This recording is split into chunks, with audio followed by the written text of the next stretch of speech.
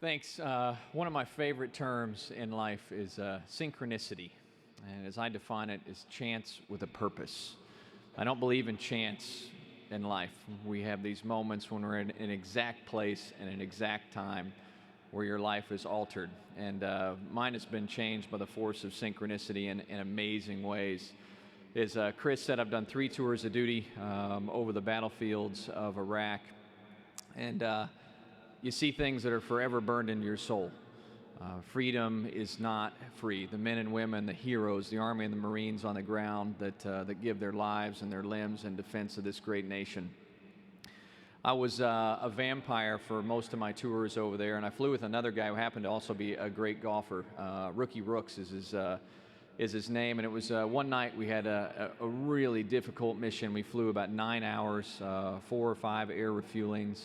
You know, the F-16 has a top speed of about 1,500 miles an hour, so close to 2.5 times the speed of sound, and we could move around Iraq. And on that night, the environmentals, the dust was really thick in the sky, and we generally fly in a line abreast formation in combat, about 2 miles.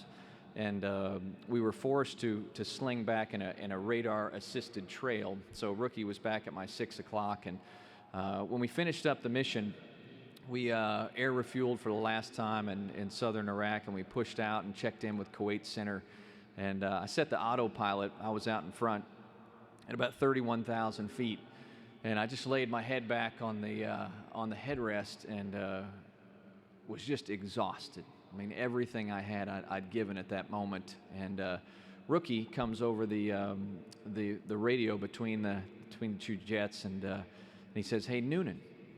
And Noonan, by the way, is my call sign, which comes from the main character in Caddyshack. And just to digress, if you ever meet a fighter pilot with a call sign, Iceman or Maverick, he's a complete tool. So Rookie comes over the PA, and he's like, "Noonan," he said, "turn your lights down." I'm like, "Turn my lights down?" He's like, "Yeah, man, turn your lights down." So I reach over my right leg and dial the 6 switches down on the F-16 from this green glow, and it's like the Death Star just whoosh, and I'm in total blackness. And I key the mic, and I'm like, "All right, Rookie, my lights are down." And he said, "Look up."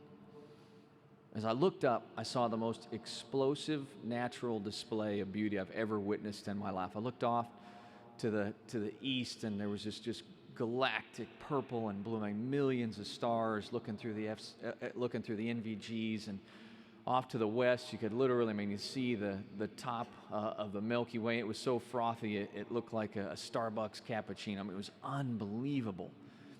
And as I sat there in this moment of synchronicity, I asked myself, how is it possible to go from that place of combat and all the terrible things that happen to this pure moment of peace?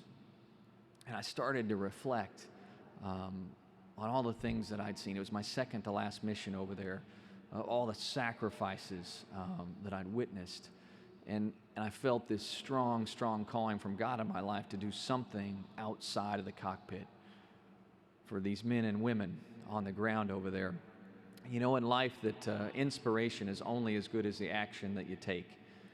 And I'd love to say that I did something right away, but I didn't. I came home and I got back into my life, my routine, with my 4 kids and my wife and all the things that keep us busy in life.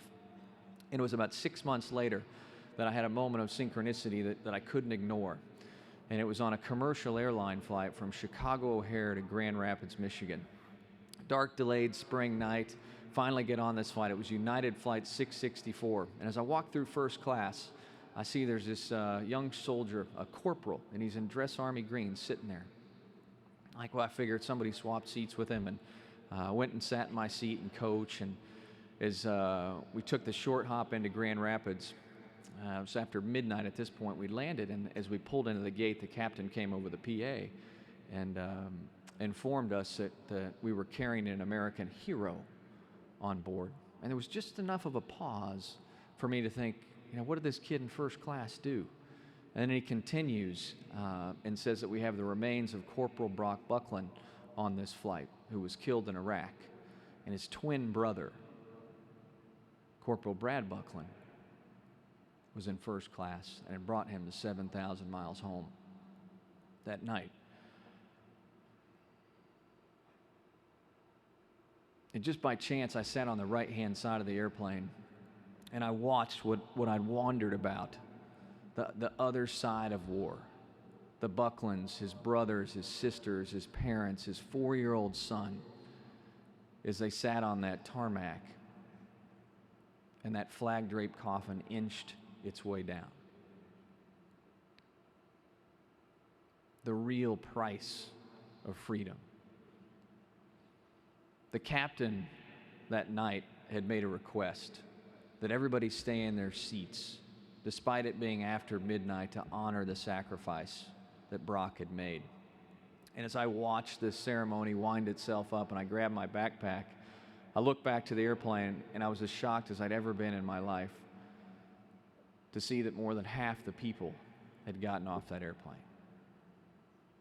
Nowhere to go except that blanket of freedom we'll all sleep under tonight as Americans. They couldn't spend the 20 minutes sitting on that airplane. And I knew with every fiber of my being at that moment that God had given me a mission. And it wasn't to be a fighter pilot, and it wasn't to be a golf pro. These things had combined in a unique way. And I called my wife 4.5 years ago, and I said, my job in life is to reach out to this family I saw tonight and to reach out to those people that got off that airplane that don't understand the price of freedom. Where do you start? Well, we hosted a little golf tournament in Grand Haven, Michigan. We raised $8,000. It's a drop in the bucket. 4.5 years later, we've raised over $16 million. Absolutely, it's unbelievable. And more importantly than that, we've awarded over 2,600 scholarships. And that's what we do at the Folds of Honor Foundation. We provide scholarships for the spouses and kids of our KIA'd and disabled. The shocking statistic, thank you very much, is that we have over 1 million dependents in this country now. 1 million spouses and kids who've had a loved one either killed or disabled in Iraq and Afghanistan. And over 87% of those do not qualify for federal education assistance. Is that wrong? Absolutely. But there's 99% of this country that are free courtesy of the 1% that serve it. And we all owe a debt. And thanks to great partners like the NRA, like Budweiser, like Bushnell, that support the Folds of Honor Foundation, we vow to leave no family behind on that field of battle. And it's up to each, thank you.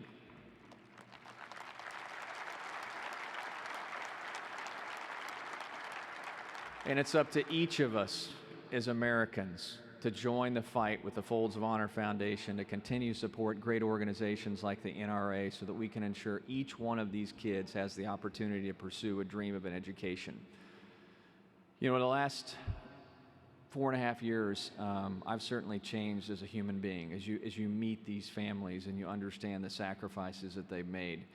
And I'll leave you with one lesson that has been burned into my soul, and I feel it stronger and stronger each and every day. Then our short little run in life, which will be over before we know it, and the lights go out, we're going to ask a question.